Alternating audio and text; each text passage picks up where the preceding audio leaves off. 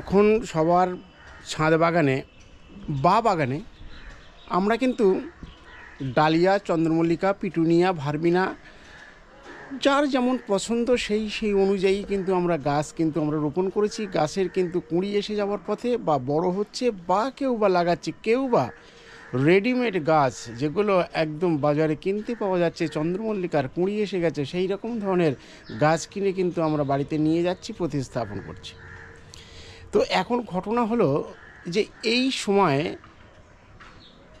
কুঁড়ি তো আসছে, গাছ যার যেমন বড় হয়েছে সেই অনুযায়ী।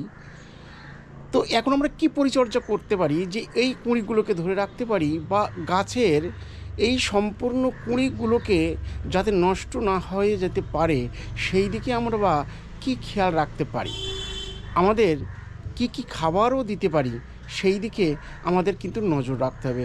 জাস্ট আমরা চন্দ্রমল্লিকার সেই বিষয় নিয়েই কিন্তু আলোচনা করব।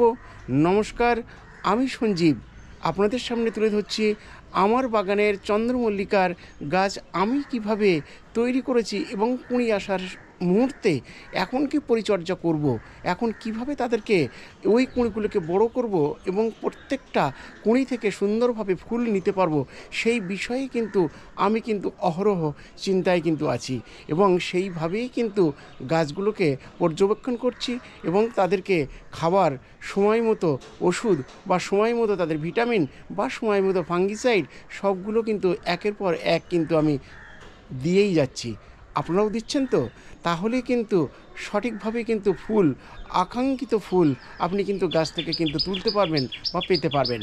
দেখুন এই মুহূর্তে গাছের যে চেহারা, আমার গাছের এই যে চন্দ্রমল্লিকা দেখতে পাচ্ছেন, চন্দ্রমল্লিকার গাছ কিন্তু খুব খারাপ নয়। ওয়েদার অনুযায়ী এই যে গরম ঠান্ডার এই ফ্লাকচুয়েট করছে, তার উপরে নিম্নচাপ চলে গেল, তার মধ্যে কিন্তু গাছ যতটুকু পেরেছি তৈরি করতে পেরেছি। কম কিন্তু কুঁড়ি আসেনি, প্রত্যেকটা গাছেই কিন্তু সুন্দর কুঁড়ি কিন্তু ফুটে উঠেছে। এই কুঁড়িগুলোকে আমাকে এখন কাজ হচ্ছে এই প্রত্যেকটা গাছের কুঁড়িগুলোকে সুন্দরভাবেই কিন্তু আমাদের বড় করতে হবে এবং ফুলগুলো কিন্তু নিতে হবে।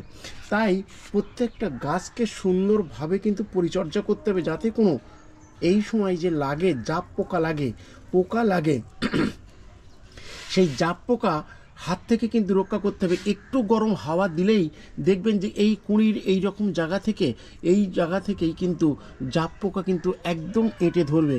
আর এই জাপ পোকা বা মিলিবাগ এগুলো যদি ধরে তাহলে কিন্তু আপনার ফুল কিন্তু আকাঙ্ক্ষিত ফুলের জায়গায় কিন্তু আপনি পৌঁছাতে পারবেন না। তাই আপনাকে কিন্তু সবসময় কিন্তু সতর্ক থাকতে হবে যে কিভাবে আমি 10টা লাগিয়েছি কি 20টা লাগিয়েছি কি 50টা লাগিয়েছি সেটা পরের প্রশ্ন। যে কটা লাগিয়েছি সেই কটাই গাছে যেন সুন্দরভাবে আমি কি ফুল পেতে পারি বা ফুল নিতে পারি, যেন আমার আকাঙ্ক্ষিত ফুল যেন গাছে আমি পেতে পারি, সেই দিকেই কিন্তু আমাদেরকে লক্ষ্য রাখতে হবে। এখন এই কুঁড়ি আসার সাথে সাথেই আপনাদের সবসময়ের জন্য লক্ষ্য রাখতে হবে গাছে যেন কখনো জাপ পোকা না লাগে বা মিলিবাগের আক্রমণ না ঘটে। তাই আপনাদের হাতের কাছে ঘরোয়া পদ্ধতিতে আগেই ট্রিটমেন্ট করুন। নিম অয়েল যদি থাকে, নিম অয়েল হালকা করে স্প্রে করুন। সেটা যদি না থাকে, বাড়িতে যে শ্যাম্পু আমরা ব্যবহার করে থাকি সেই শ্যাম্পু যদি থেকে থাকে 1 লিটার জলে আপনার অ্যাক্টিভ পরিমাণে আপনার দিয়ে শ্যাম্পু দিয়ে ভালো করে ঝাঁকিয়ে নিয়ে আপনার গাছে 2 দিন বা 3 দিন অন্তরে কিন্তু আপনি স্প্রে করতে পারেন। তাহলে আপনার দেখবেন গাছ কিন্তু এই রকম তরতাজা সুন্দরভাবেই কিন্তু ঝকঝক করবে। দেখুন একটা গাছে কিন্তু আমার কোনো পোকা নেই বা মাকড়ের উপদ্রব নেই বা কোনো ধরনের গাছে কিন্তু পোকার আক্রমণের ফলে যে ক্ষতি হয়ে থাকে গাছের, সেই জায়গাটায় কিন্তু নেই।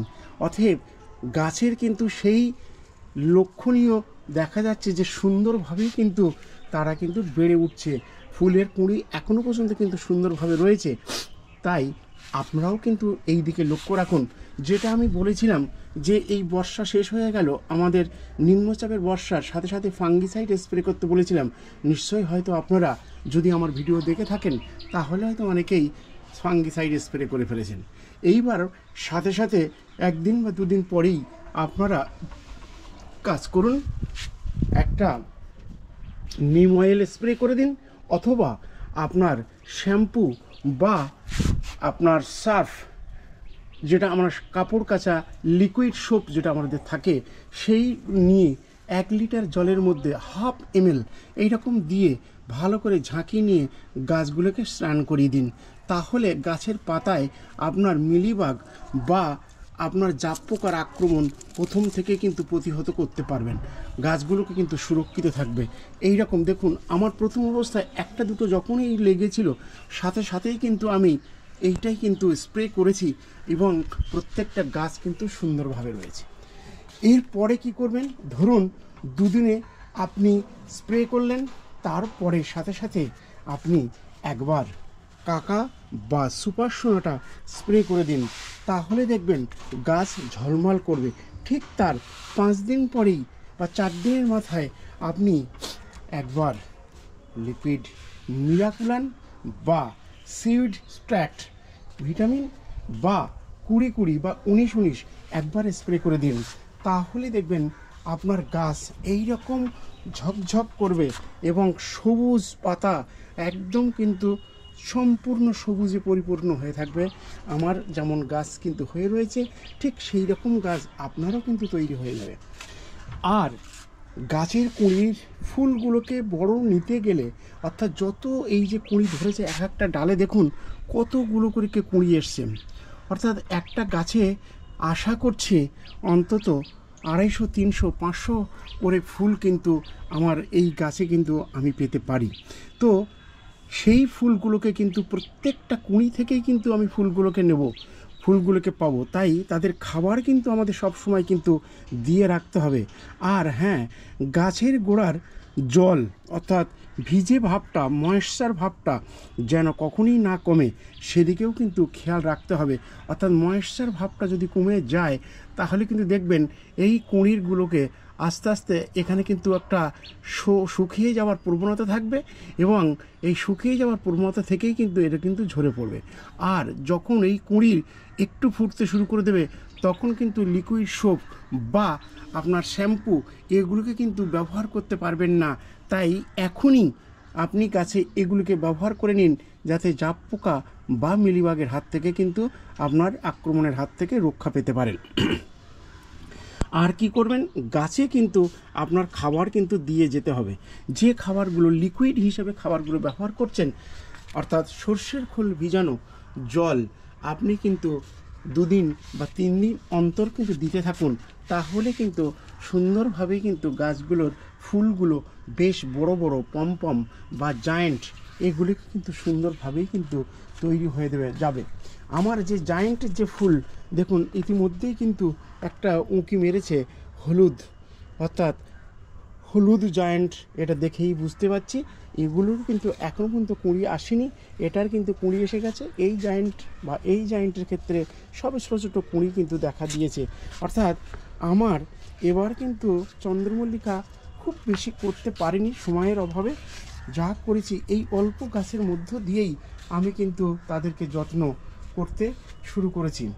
এইভাবেই যদি আপনারাও করতে পারেন, তাহলে কিন্তু আপনার পরিপূর্ণ ফুল কিন্তু আপনি পাবেন। তাহলে কি করতে হবে এই মুহূর্তে আরেকবার একটু রিপিট করছি, যেটা হচ্ছে আপনার মিলিবাগ বা জাপ পোকার হাত থেকে রক্ষা পেতে গেলে লিকুইড সোপ অথবা আপনার সার্ফ, এই ধরনের শ্যাম্পু, এই ধরনের জিনিস বা আপনার নিম অয়েল এগুলিকে কিন্তু আপনি স্প্রে করে দিন, যাতে এর আক্রমণ থেকে রক্ষা পেয়ে যায়। সেই সাথে সাথে ভিটামিন বা আপনার মিরাকুলান এই ধরনের পিজিআর এগুলোকে একবার অন্তত ব্যবহার করে দিন, আর ব্যবহার করতে হবে না। যেহেতু কুঁড়ি আসার মুখে, এই মুহূর্তে যদি স্প্রে করতে পারেন, তাহলে কিন্তু ফুলগুলো আরও বড় হবে, সুন্দর হবে, বড় বড় হবে। তাই এগুলোকে কিন্তু করতে হবে। আর প্রত্যেকটা টবের মাটি যেন ভিজে ভাবটা যেন থাকে, ময়েশ্চারটা থাকে, এদিকে লক্ষ্য রাখবেন। না হলে গাছ যদি একবারে ঢলে যায় এই মুহূর্তে, তাহলে কিন্তু ফুলগুলো, কুঁড়িগুলো সবই কিন্তু নষ্ট হয়ে যাবে। সেদিকে খেয়াল রেখে আপনার কিন্তু খাবার কিন্তু দিতে হবে। অর্থাৎ সপ্তাহের মধ্যে 2 দিন আপনি খাবার জল দিন, সেই খাবারের সাথে একদিন হয়তো সর্ষে ভিজানো খোল জল আপনি প্রয়োগ করছেন, আরেক দিন আপনি অন্য কিছু প্রয়োগ করুন। অন্য কিছু বলতে আপনার যদি কিচেন ওয়েস্ট কম্পোস্টের যে লিকুইড সেটা যদি থাকে সেটাকে একবার প্রয়োগ করুন, অথবা একবার 20-20, 19-19 এইগুলোকে লিকুইড করে গাছে 1 মগ করে ঢেলে দিন। তাহলেই কিন্তু দেখবেন গাছ কিন্তু সুন্দরভাবে প্রত্যেকটা ফুল কিন্তু বড় আকার ধারণ করবে, আর বিশেষ কিছু নয়। চন্দ্রমল্লিকার গাছ আমরা সবাই কম বেশি করে করি, আর বিশেষ বকবক নয়। এইবার এখানেই শেষ করছি, এবং সুন্দরভাবে ফুল তৈরি করুন। সবাই ভালো থাকুন, সুস্থ থাকুন, দেখা হবে পরবর্তী ভিডিওতে।